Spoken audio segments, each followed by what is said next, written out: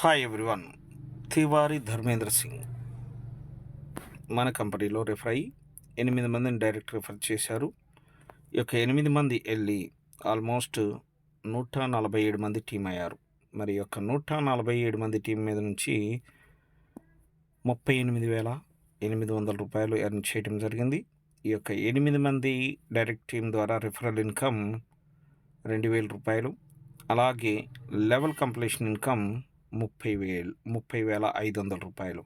ఇక్కడ గమనించినట్లయితే ఈ యొక్క 30,000 రూపాయలు లెవెల్ కంప్లీషన్ ఇన్కమ్ లోన్ అనేదే ఎక్కువ ఉంది. మీరు గమనించినట్లయితే లెవెల్ రిఫరల్ ఇన్కమ్ 6,300 రూపాయలు.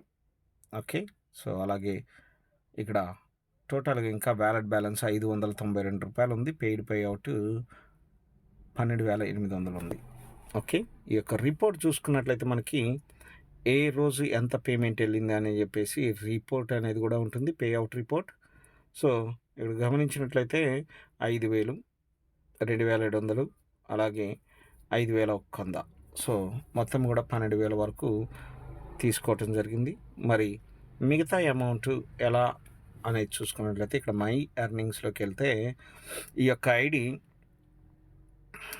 4వ నెల 9వ తారీఖు రెఫర్ అయితే, సో 11వ తారీఖు ఫస్ట్ లోన్ అచీవ్మెంట్ అయింది. 5వ నెల 2వ తారీఖుకి సెకండ్ లోన్ అచీవ్మెంట్ అయింది. అలాగే 5 నెల 20వ తారీఖుకి థర్డ్ లోన్ అచీవ్మెంట్ అవ్వటం జరిగింది. అలాగే 6వ నెల 25వ తారీఖుకి ఫోర్త్ లోన్ అచీవ్మెంట్ అవ్వటం జరిగింది. సో ఈ విధంగా 4 లోన్స్ అచీవ్మెంట్ అవ్వటం జరిగింది. మరి ఇక్కడ డిడక్షన్ చూసుకున్నట్లయితే మనకి 9,000 రూపాయలు ఈ పిన్స్ అనేది క్రియేట్ చేసుకోవడం జరిగింది. అలాగే 7,500 అప్గ్రేడ్ ఫీజ్, అలాగే 5,000 రూపాయలు, 3,000 రూపాయలు లోన్ రీపేమెంట్ చేయటం జరిగింది. సో ఈ విధంగా మనం చూసుకున్నట్లయితే అంటే కంపెనీయే ఇంకొక కొత్త లోన్ ఇచ్చి ఆ యొక్క లోన్ని మళ్ళీ రీపేమెంట్ చేయమని చెప్పేసి చెప్పే కంపెనీ ఏదన్నా